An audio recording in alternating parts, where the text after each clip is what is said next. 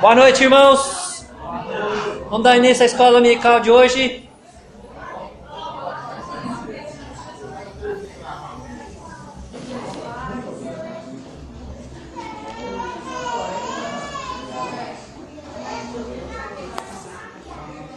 Às 19h01. Nós temos estudado o livro de Atos.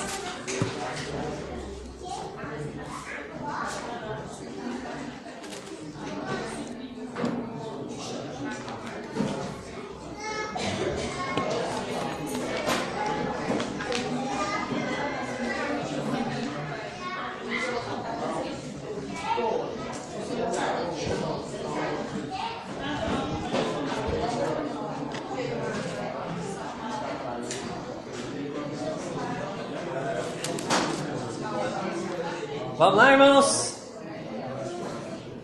Vale a pena lembrar que o livro de Atos tem como tema principal a expansão do Evangelho de Deus.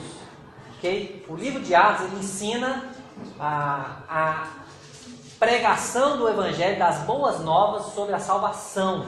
Tá?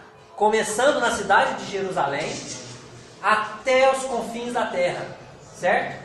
Então nós temos aprendido que o Evangelho, os primeiros 7 capítulos de Atos, falam do Evangelho sendo pregado na cidade de Jerusalém, na capital. Ok? Nos capítulos 1 a 7, o Evangelho é pregado em Jerusalém. Dos capítulos 8 a 12, o Evangelho alcança as regiões vizinhas. Região da Judéia e da Samaria. Aqui, ó. Jerusalém ficava na região da Judéia. Só que o Evangelho não era pregado somente em Jerusalém, começou a ser pregado em outras cidades, ok? E do capítulo 13 até o fim, o Evangelho é pregado aos confins da terra, pelo menos ao mundo conhecido daquela época, né? O Império Romano. Então, as igrejas foram fundadas nessa região, já na Europa, aqui em Roma, né? Isso até o final do livro, do capítulo 13 ao 18. Nessa última divisão aqui, dos capítulos 13 a 18, nós temos a primeira viagem missionária de Paulo, capítulos 13 e 14. Nós temos a segunda viagem missionária de Paulo, capítulos 15, 16, 17, 18. Né? Nós temos a terceira viagem missionária de Paulo, que começa no capítulo 18 e vai até o capítulo 21, quando ele chega na cidade de Jerusalém. Tá? Dos capítulos 21 até 26, é onde a gente está hoje, né? Mostra o período em que Paulo ficou preso, tá? Em 2 regiões distintas. Tá? Ele ficou preso em Jerusalém. Na verdade é do 21 ao 28, mas eu vou deixar assim por enquanto. Preso em Jerusalém do 21 ao 23 e preso em Cesareia do 23 ao 26. Ok? Falando das últimas lições, domingo passado nós estudamos o capítulo 24, que fala da audiência. Paulo teve uma audiência com um governador chamado, semana passada, Félix, né? Hoje ele vai ter uma nova audiência. Hoje nós vamos estudar, né? Claro, uma nova audiência com outro governador chamado Festo, né? E na semana que vem, se Deus permitir, nós vamos estudar uma nova audiência com um rei chamado Agripa. Ok? São 3 capítulos bem parecidos, bem semelhantes. Nós temos muita coisa a aprender em comum com esses 3 capítulos, tá bom? E os últimos 2 capítulos, 27 e 28, vão tratar da viagem para Roma, né? Onde ele vai, muitas coisas acontecem no caminho, até que ele chega em Roma e fica preso, aguardando seu julgamento. Ok? Então, lembrando de alguns pequenos detalhes aqui, tá? Paulo, ele foi enviado a Cesareia. Vocês se lembram? Quem enviou Paulo de Jerusalém para Cesareia? Comandante Lísias. Por que esse comandante enviou Paulo de Jerusalém para Cesareia? Por causa de uma cilada, ele mandou Paulo para proteger a vida de Paulo, certo? Porque havia uma cilada contra a vida dele. Mais de 40 judeus, eles estavam numa conspiração, eles estavam em jejum, eles diziam que eles não iam comer nem beber nada até matarem Paulo. E aí o comandante soube disso e mandou Paulo às pressas para Cesareia, um lugar mais seguro, onde Paulo poderia aguardar a decisão da situação dele. Ok? Então, tendo dito tudo isso, ok? Vamos passar para o texto de hoje, Atos 25. 25, irmão. 27. Versículos 1 a 27.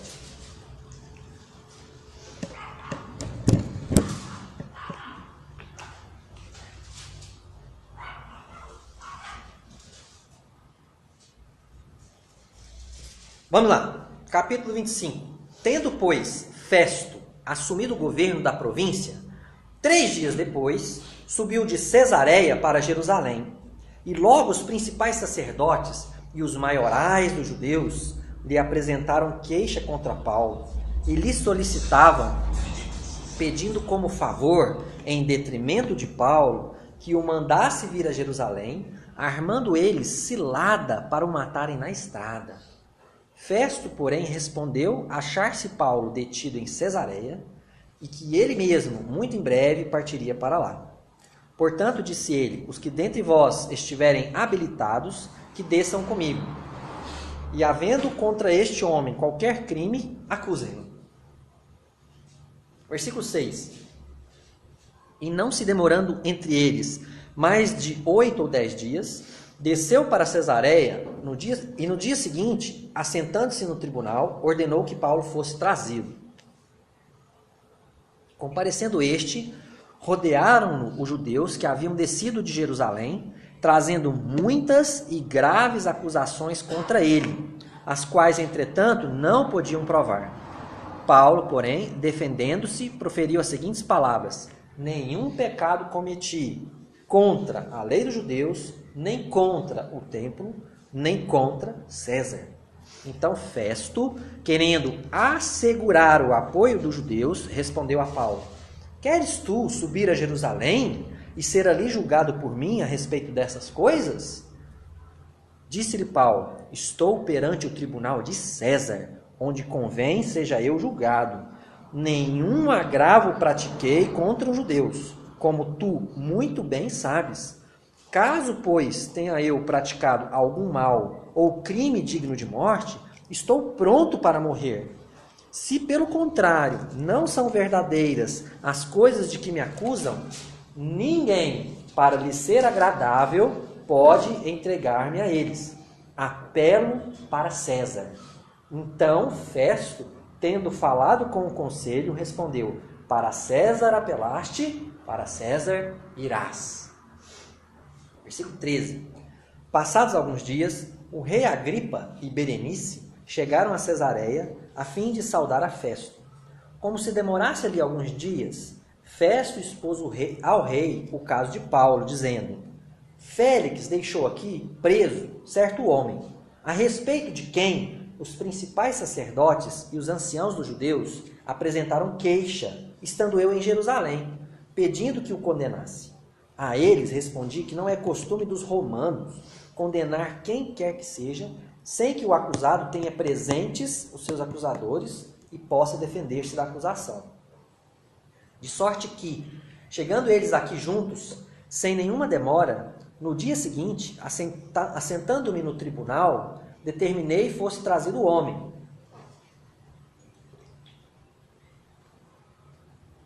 E, levantando-se os acusadores, nenhum delito referiram dos crimes de que o suspeitava. Traziam contra ele algumas questões referentes à sua própria religião e particularmente a certo morto chamado Jesus, que Paulo afirmava estar vivo. Estando eu perplexo quanto ao modo de investigar essas coisas, perguntei-lhe se queria ir a Jerusalém para ser ali julgado a respeito disso.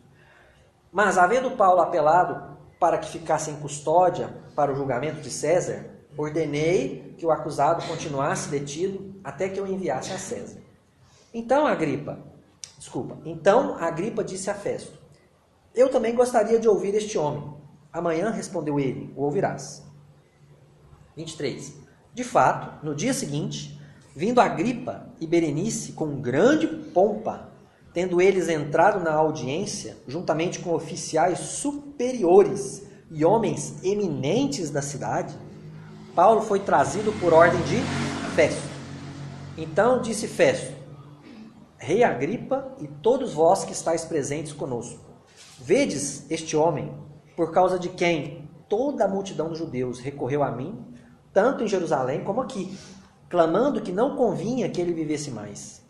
Porém eu achei que ele nada praticara passível de morte. Entretanto, tendo ele apelado para o imperador, resolvi mandá-lo ao imperador. Contudo, a respeito dele, nada tenho de positivo que escreva ao soberano. Por isso, eu o trouxe à vossa presença, e mormente a tua, ó rei Agripa, para que, feita a arguição, tenha eu alguma coisa que escrever. Porque não me parece razoável remeter um preso, sem mencionar ao mesmo tempo as acusações que militam contra ele. Feche teus olhos, vamos fazer uma oração? Querido Deus, obrigado por esse texto de Atos 25. Obrigado pela história do livro de Atos. Obrigado porque estamos chegando nos momentos finais de Atos. Temos visto esse irmão amado, Paulo, dando a sua vida, Deus, para o progresso do Evangelho, corajosamente, confiando na tua mão soberana e poderosa. Deus, que esse texto de hoje possa trazer crescimento para as nossas vidas, Pai. Fala conosco através dele, em nome de Jesus. Amém. Vamos lá, queridos.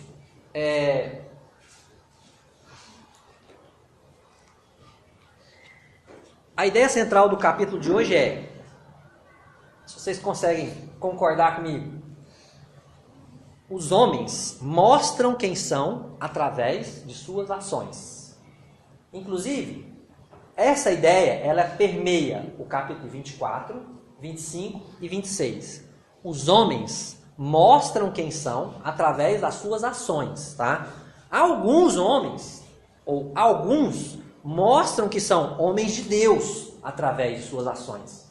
Algumas pessoas, você olhando para a vida dessas pessoas, do comportamento delas, dentro da casa delas, onde elas trabalham, onde elas estudam, na sua vizinhança, na sua convivência cotidiana, você percebe nessas pessoas que elas são pessoas de Deus. Homens e mulheres de Deus, certo? Outros mostram que são homens sem Deus através de suas ações. Então as ações dos homens mostram muito sobre eles. Não basta o cara falar: a paz do Senhor, Deus te abençoe, amém, aleluia, glória a Deus, Jesus. Não basta falar do nome de Deus. Não basta ter um vocabulário de crente, o crentez. Mas as ações é que vão revelar, né, quem realmente é aquela pessoa, o fruto da vida dela, certo? Então, esse capítulo também vai falar sobre isso, ok?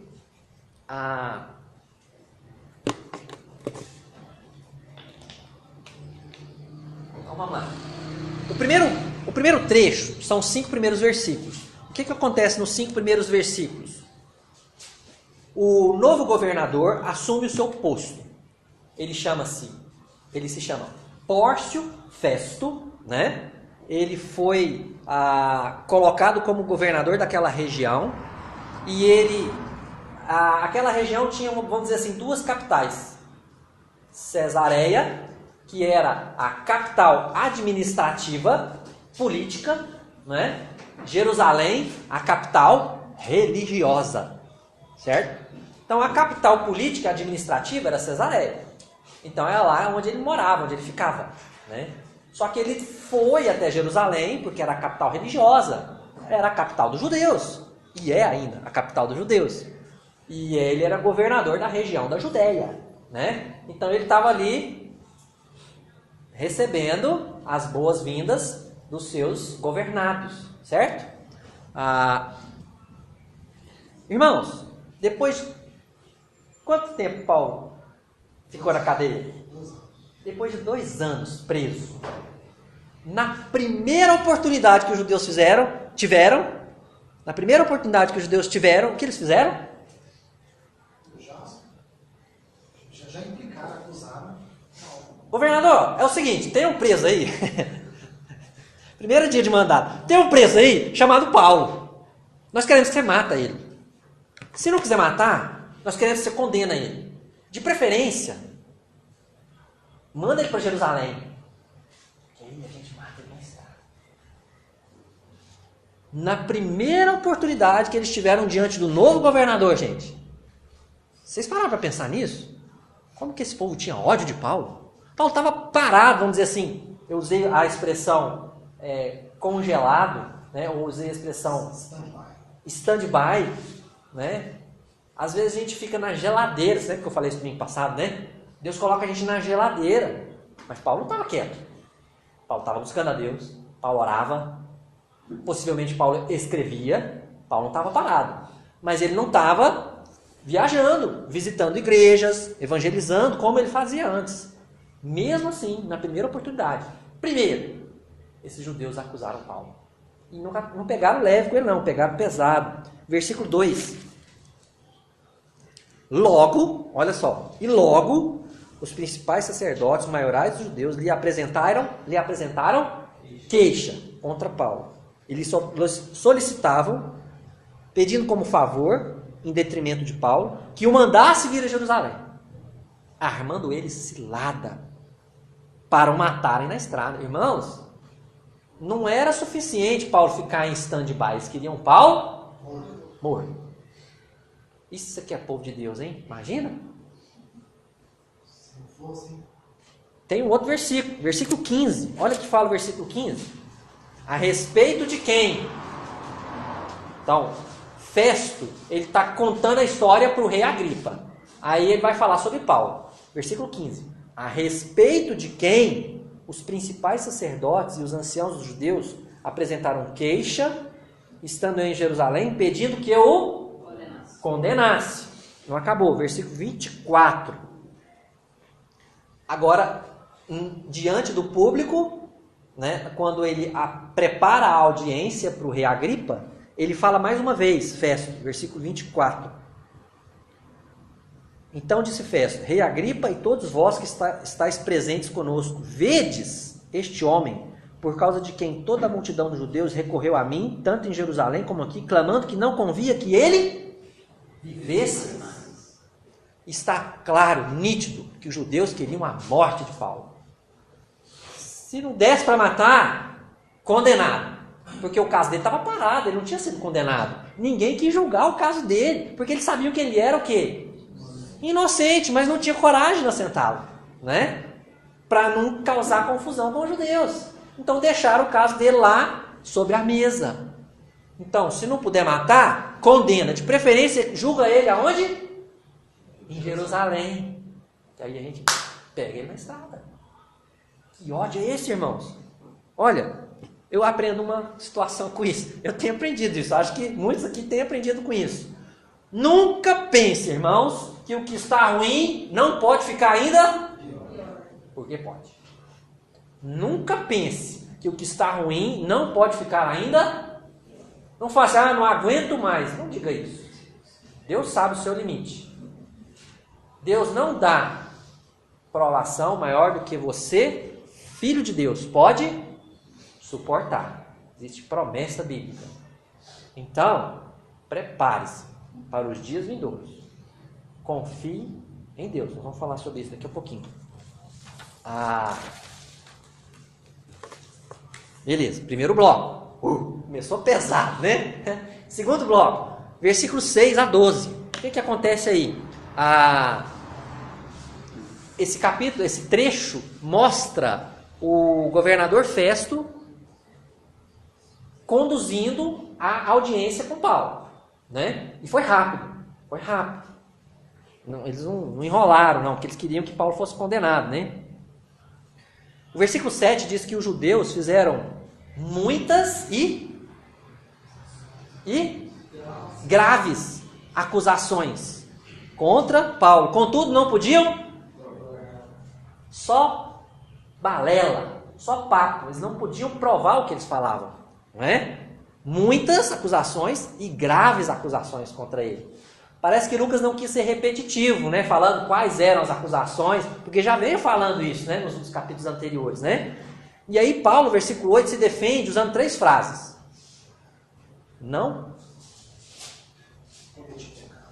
cometi pecado algum contra a lei dos judeus, não, nem contemplo, e nem contra. Eu estou limpo, minhas mãos estão limpas. Paulo foi claro, ele não fez rodeios, ele falou, olha, não fiz nada contra a lei dos judeus, não fiz nada contra o templo e não fiz nada contra o imperador César, nada, minhas mãos estão limpas. Então, após as acusações dos judeus e a defesa de Paulo, o que o governador Festo decidiu fazer, irmãos?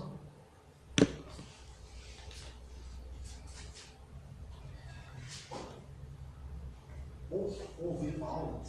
Depois de ouvir Paulo? Depois do versículo 8, do versículo 9 para frente, o que ele resolveu fazer? Hã?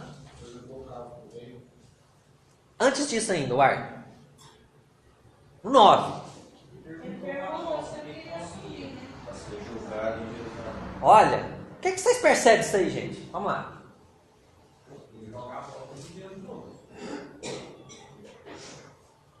Olha só. Tá. Ele questionou se Paulo queria ser julgado em Jerusalém. É isso que vocês falaram, não é isso? Ele questionou a Paulo no versículo 9. Então Festo, querendo assegurar o apoio dos judeus, respondeu a Paulo: queres tu subir a Jerusalém e ser ali julgado por mim a respeito destas coisas? Então Festo questionou Paulo se ele queria ser julgado na cidade de Jerusalém, tá? Subir, gente, porque Jerusalém ficava, geograficamente falando, numa posição mais alta, por isso que é subir, né? No mapa, né? Na topografia em si, né? Então, vocês prestaram atenção num detalhe aí? Por que Festo sugeriu isso? Para manter o apoio dos judeus. Se você presta atenção, irmão querido, no versículo 3, os judeus pedindo como favor, em detrimento de Paulo, que o mandasse vir a Jerusalém. Ô Festo. Para manter o apoio dos judeus, ele podia mandar Paulo. Hã? Podia o quê? Se fosse para manter o apoio dos judeus, ele precisava perguntar para Paulo. Ele poderia mandar Paulo que ele conseguiria o apoio dos judeus. Por que ele perguntou para Paulo?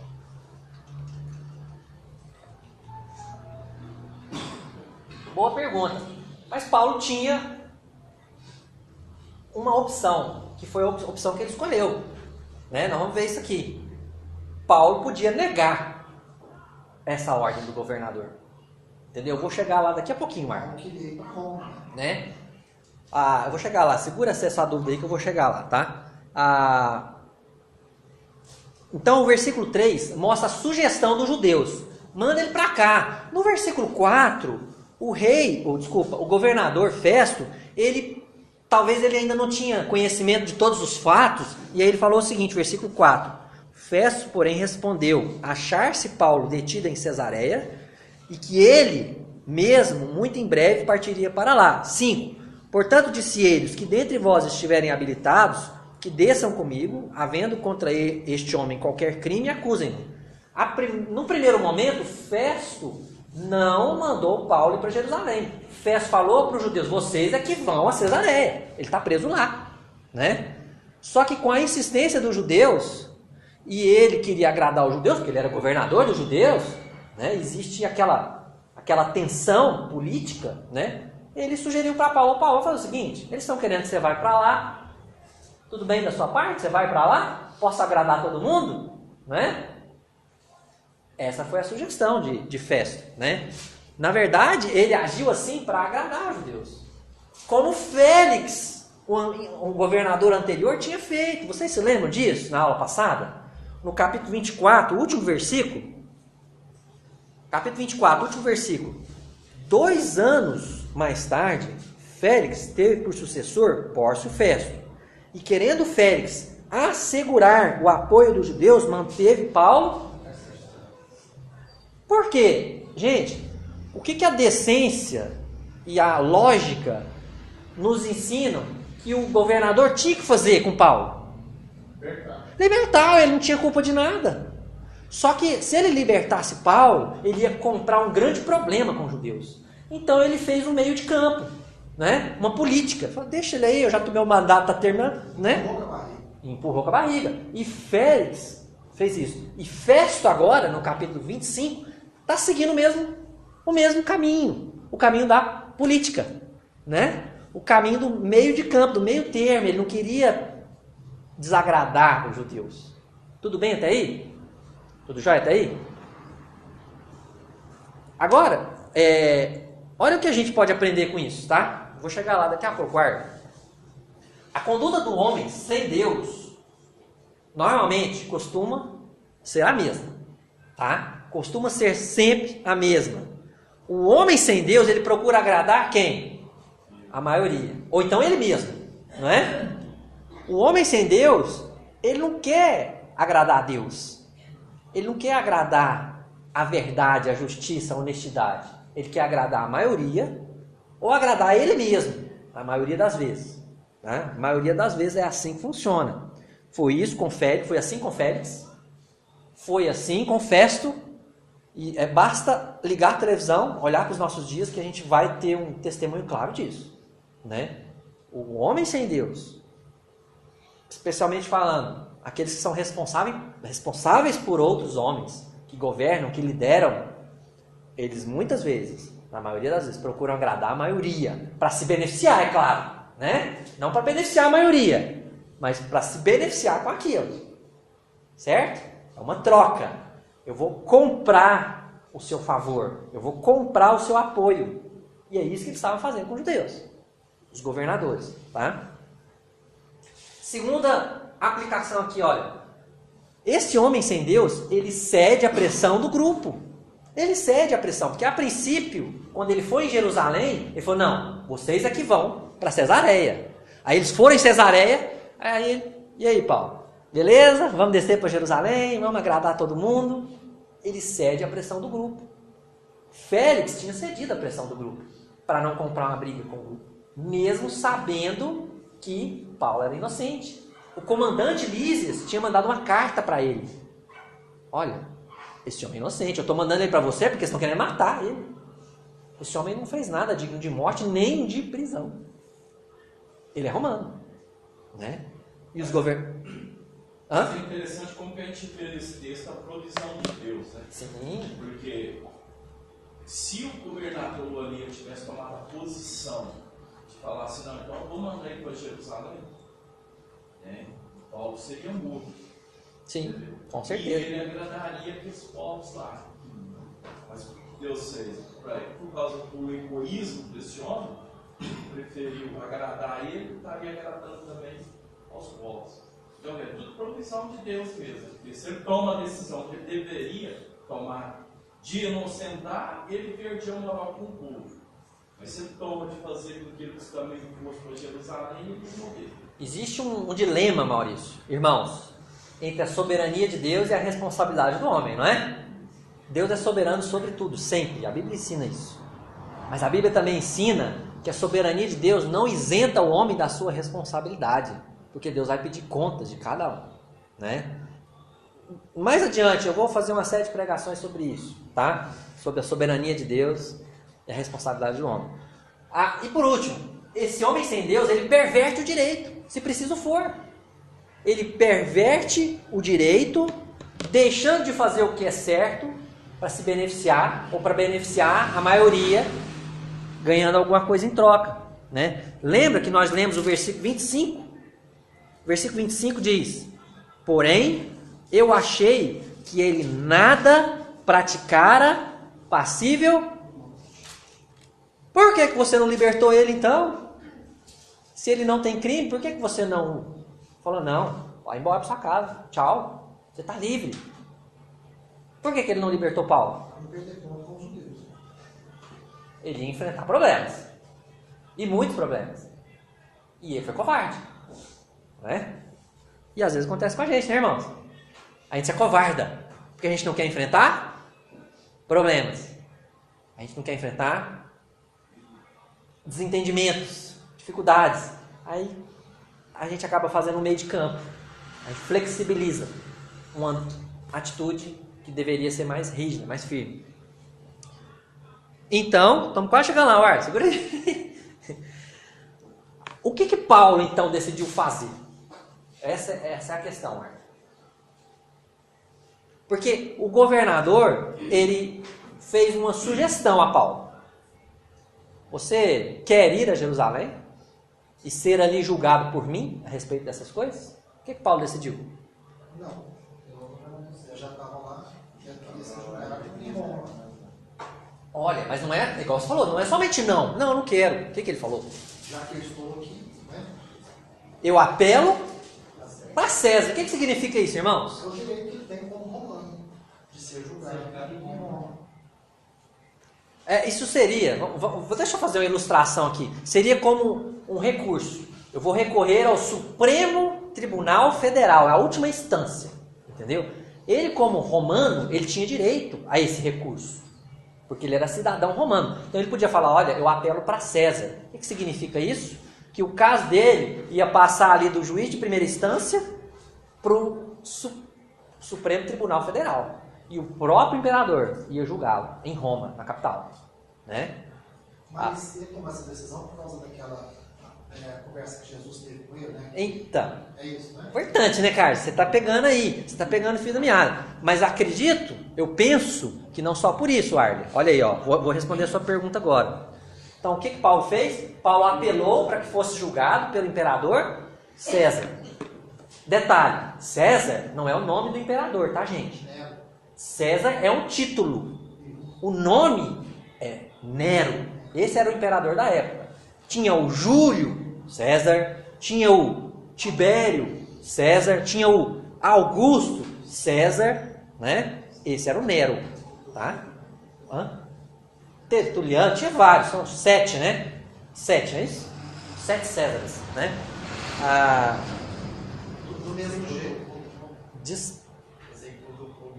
Sim. E do mesmo jeito também, esse título, né, para Herodes, né, depois do rei Agripa, Herodes. Só que aí Herodes já é outra situação, vou falar. Vô, bisavô e... Tá certo.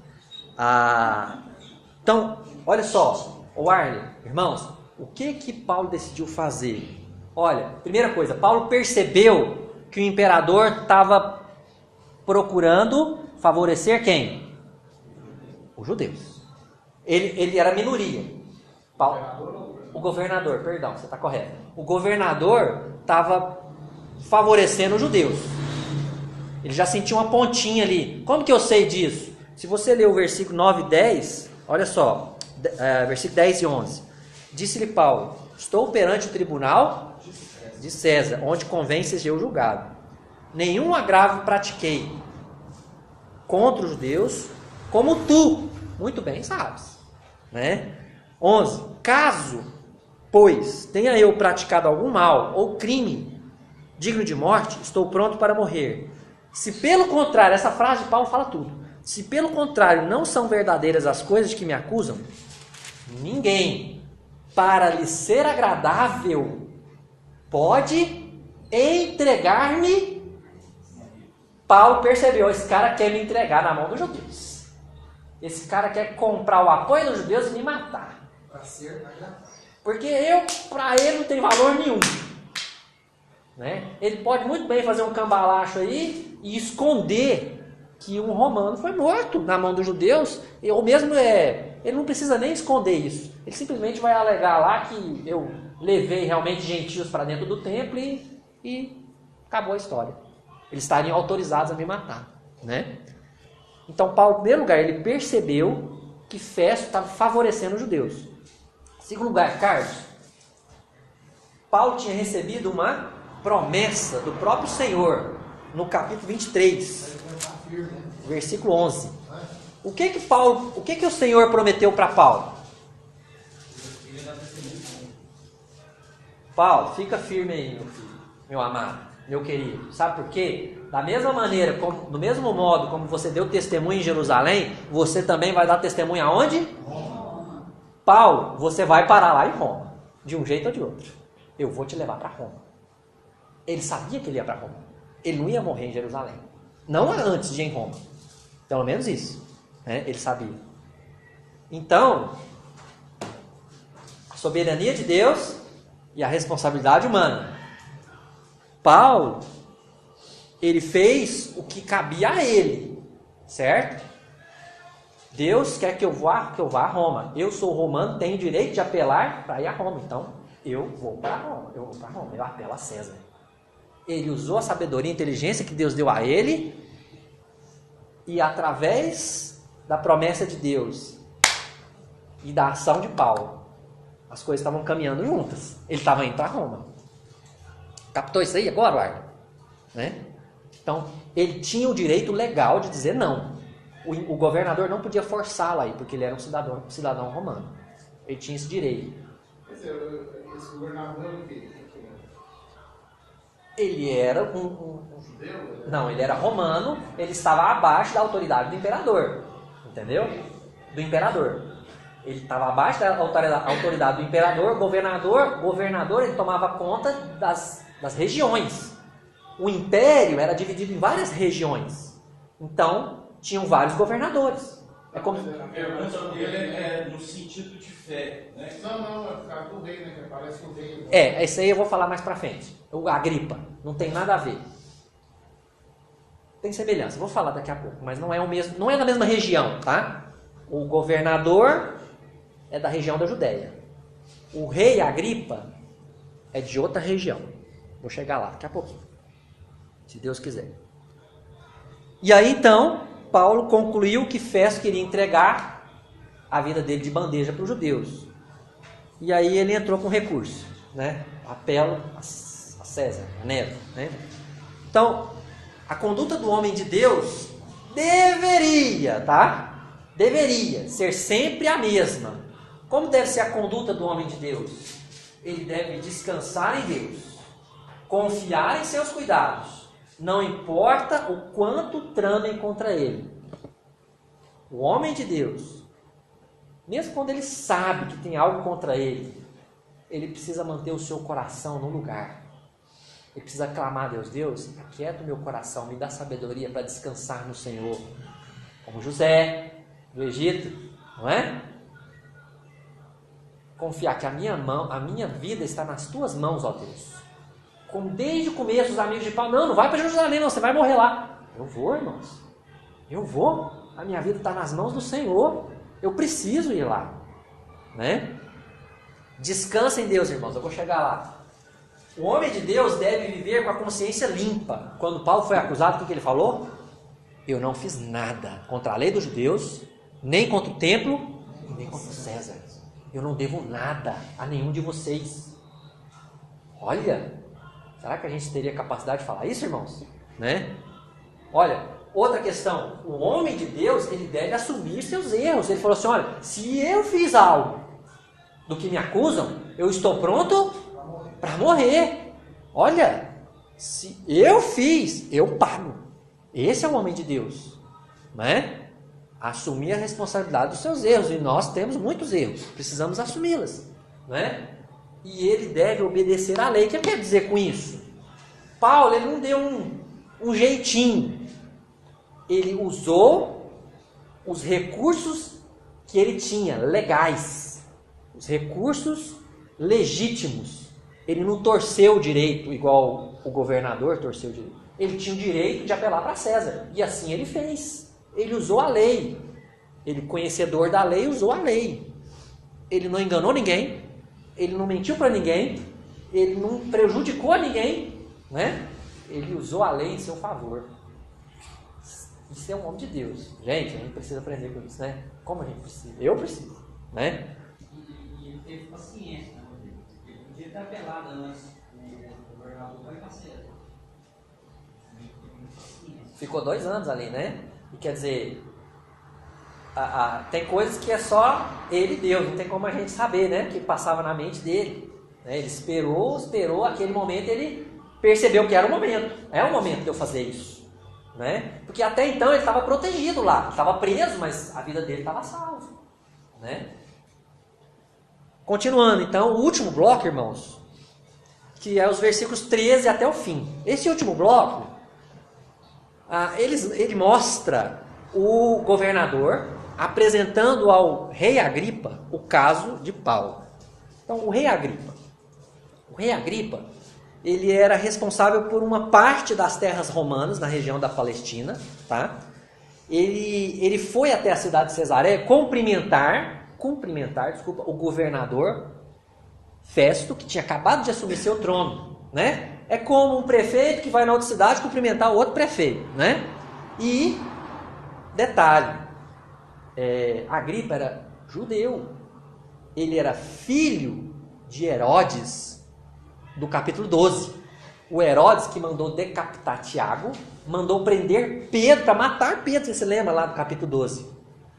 E esse Agripa, ele era da linhagem dos judeus, ele era, na verdade, de origem edomita, mas ele também era da cultura judaica, né? E ele estava no governo, a linhagem dele estava governando as regiões ali, próximas, né? Tinham muitas divisões, não era só uma ou duas divisões. Tinha Judéia, tinha Samaria, tinha Galiléia, tinha Idumeia, Itureia, tinha várias divisões, né? E cada divisão tinha um governante, ou às vezes um governante governava mais de uma divisão. Respondeu a sua pergunta sobre o Agripa? Não, sim, é porque eu acho que ele fosse uma autoridade entre o governador e o imperador. Não, ele era o mesmo pé de igualdade com o Festo. Só que ele era chamado de rei, né? Mas pela questão judaica, né? Ele era um governador de uma província, entendeu?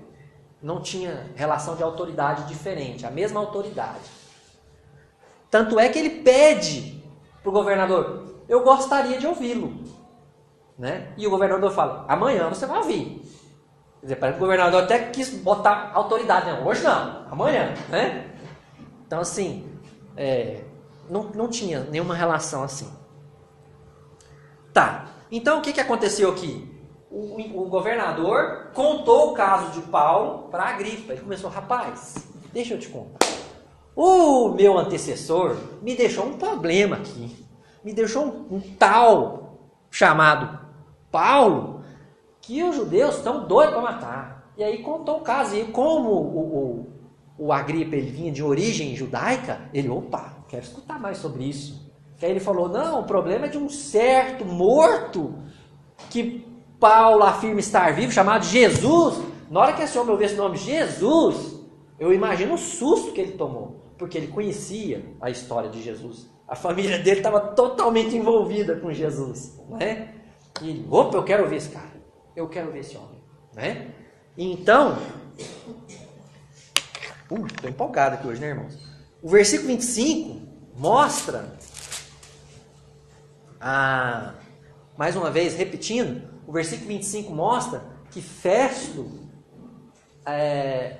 achava que Paulo era inocente, considerava Paulo inocente, ok? Então, a pedido do rei Agripa, Festo convocou uma nova audiência, os versículos 22 até o final, tá? E nessa nova audiência não estava só Agripa, tá? Essa Berenice que aparece aí, eu não vou entrar muito, mas ela é consorte, né? Ela é uma irmã por parte de criação, né? E ela adulterava, ela junta com Herodes. Ela teve vários homens e voltou para Herodes e foi para outro imperador lá de Roma, né? Essa mulher era a Jezabel, né? Da história, né? E tanto é que não fala, no texto não fala que ela era mulher dele, só fala Agripa e Berenice. Parece que não vou nem entrar nesse assunto, não vou nem entrar nesse caso. E várias autoridades, eminências, fala aí no texto, né? Homens importantes da cidade de Cesareia estavam lá para ouvir Paulo falar, né? E aí Paulo vai falar no próximo capítulo, tá bom? Mas antes disso, vamos fazer as nossas conclusões aqui e aplicações, tá? as lições que a gente pode tirar de hoje, os homens mostram quem são. Lembra disso? Nós vamos falar um pouquinho sobre isso domingo que vem, tá? Só um pouquinho, eu não quero repetir muita coisa. Mas os homens mostram quem são através das suas ações. Alguns mostram que são homens de Deus através de suas ações. Outros mostram que são homens sem Deus. Aí eu pergunto para você, meu querido, ou minha querida, que tipo de homem, que tipo de mulher as suas ações mostram que você é? O seu comportamento mostra que você é um homem de Deus, uma mulher de Deus? Ou a sua postura, a sua atitude, em público, em particular? Né? Porque às vezes é fácil ser cristão em público, quando os irmãos estão olhando. Né? Mas quando você está no meio do dia a dia do mundo, aí parece que desliga o botão do crente, né? Não crente. Ou às vezes, dentro de casa, talvez é mais difícil ser cristão, porque ali, né, você se sente mais à vontade. E lá você fala o que você quer falar, né? Você pensa o que você quer pensar, você assiste o que você quer assistir, você escuta o que você quer escutar, não é? Que tipo de homem? As suas ações mostram que você é um homem de Deus ou um homem sem Deus? Tá? Há alguns desafios para essa noite. Primeiro desafio: não tema os planos traçados contra você. Às vezes, a gente sabe? A gente sabe que as pessoas planejam contra a gente. Às vezes até no trabalho, né? Você observa situações, pessoas querendo te prejudicar. Às vezes na família, né? Às vezes até dentro das igrejas acontece isso, né? Não tenha medo. Sabe por quê, irmão? Porque a gente aprendeu hoje que a gente deve confiar em Deus. A gente deve descansar no seu cuidado. A gente deve descansar na sua mão poderosa. Paulo descansou em Deus. Os irmãos choravam, pranteavam. Paulo, não faz isso não, gente. Não faz isso comigo não. Não chora não, gente. Vocês vão quebrantar meu coração. Eu estou na mão de Deus.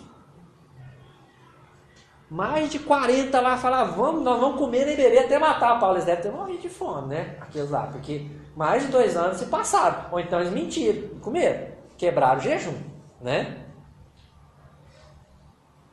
Mas Paulo continuou vivo, são e salvo na mão de Deus. Confie em Deus. Você crê em Deus? Se você crê em Deus, confie em Deus. Confie que Deus está cuidando de você. Não quer dizer que você não vai ter problemas, mas que a sua vida está na mão dele, né? Confie em Deus. Segundo desafio, tá? Não viva para agradar a maioria, gente. Não viva para agradar a maioria. Primeiro que você não vai dar conta. Diz um ditado popular que diz que nem Jesus agradou todo mundo, né? Ninguém consegue agradar todo mundo. E não é isso. Não é. Foi para isso que Deus te chamou. Deus te chamou para agradar a Ele. Amar a Deus sobre todas as coisas. Tá? Não viva para agradar a Deus e nem para agradar a você mesmo. Não ceda à pressão do grupo. Viva com a consciência limpa para agradar a Deus. Olha, se você deve alguma coisa para alguém, pague. Não enrole o camarada, não. Você deve o David, você deve o Maurício, você deve a Dona Eva, você deve a Lara, você deve o Rodrigo, você deve o Estermon, né? Se você deve, alguém paga. Como assim, pastor? Um pedido de perdão. Você ofendeu a pessoa, falou assim, Maurício, aquele dia eu fui grosseiro com você, meu irmão, me perdoa. Isso é dívida, né? Não precisa andar com as mãos limpas, né? Paulo falou, olha, se eu devo alguma coisa, eu estou disposto a pagar. Então o homem de Deus precisa agir assim, a mulher de Deus precisa agir assim, ok? Então não viva para agradar, agrade a Deus. Se agradar a Deus é viver com as mãos limpas, com as contas pagas, né? Fala assim, ó Deus, talvez tenha muita conta aí que eu nem sei que eu tenho, me ajuda a enxergar isso, me ajuda a pagar. Vocês estão entendendo o que eu estou querendo dizer, né? A andar em santidade, pureza, sem pecados acumulados, sem carregar fardos, irmãos. E por último, 3 desafios. Não torça o direito. Faça a coisa certa. Eu lembro de uma brincadeira do irmão, uma vez, né? Outra igreja, aqui não, né? Que tem a rua que esse irmão tinha que entrar para ir para casa dele, né? Só que tinha um pedacinho assim de contramão, assim, um meio quarteirão, né? Ele falou assim, é só um meio quarteirão, faz tchup-tchup, né? E toda vez ele falava, ele estava de tchup-tchup, né? É só meio quarteirão, o que é que tem, né? Só uma contramão não vai fazer mal para ninguém, né? E às vezes a gente pensa assim, né? A gente pensa que nas pequenas coisas, né? Que a gente está burlando a lei dos homens, né? Isso não influencia em nada, né? Mas a verdade é que a gente não pode torcer o direito. O que é certo é certo. Então a gente tem que procurar fazer o certo. É isso que Deus quer de nós. Que a gente ande de mãos limpas, né? Então dá a volta. Anda mais, mas faz o que é certo. Paulo falou, olha, eu estou disposto, né, a pagar o que eu devo. E use os meios legais para isso. Então, procure conhecer melhor os seus direitos, os seus deveres, né? Para você usar disso em seu favor, de meios legítimos, não meios falsos, né? O Mar está aqui, o Mar trabalha com justiça, e isso é muito difícil às vezes, né? Porque você procura os meios legais para alcançar os seus objetivos. Só que tem muitas pessoas que querem torcer os meios legais, né? Maliciosamente. Mas nós, como cristãos, não podemos ser maliciosos. Nós temos que andar do jeito certo, ok? Vamos orar?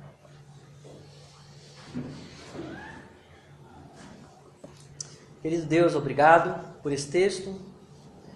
Eu te peço, Deus, que o Senhor use esse texto na nossa vida essa semana. Que a nossa vida possa refletir realmente pessoas que têm Deus no coração. Que as nossas ações possam mostrar homens e mulheres de Deus. E não homens e mulheres sem Deus, querido Deus. Se o teu Espírito está incomodando, Deus, alguém aqui nessa noite, nesse momento, está convencendo de que as suas ações mostram que ele não tem Deus. Que nesse momento, Pai, o Senhor traga o arrependimento de pecados. Eu te peço, em nome de Jesus, eu clamo ao Senhor. O Senhor traga a fé verdadeira, a convicção de que o Senhor está pronto para perdoar esses pecados e receber essa pessoa como filho amado ou filha amada do Senhor, Pai. Fazer dessa pessoa nova criatura, para que de hoje em diante ela possa mostrar em sua vida que ela é um homem ou uma mulher de Deus. Faça isso na minha vida, Pai, na vida dos líderes dessa igreja, de cada membro, de cada irmão aqui participante. Em nome de Jesus. Amém.